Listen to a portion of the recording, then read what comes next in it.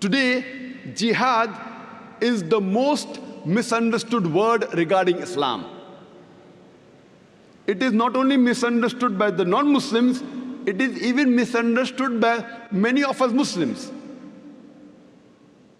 Non-Muslims and many Muslims think that jihad means any war fought by any Muslim for any reason, whether it be for power, whether it be for wealth, whether it be for land, whether it be for language. Any war fought by any Muslim for any reason is called as jihad.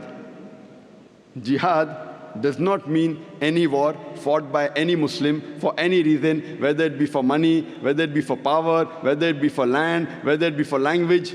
Jihad is an Arabic word which comes from the word jahada, which means to strive, which means to struggle. So jihad basically means to strive and struggle.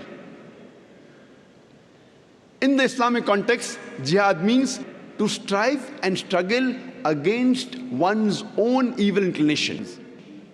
Jihad also means to strive and struggle to make the society better. Jihad also means to fight against oppression. Jihad also means to fight in self-defense in the battlefield.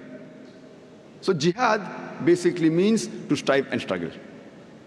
For example, if a student is striving and struggling to pass in the examination, in Arabic, we say the student is doing jihad. He's striving and struggling.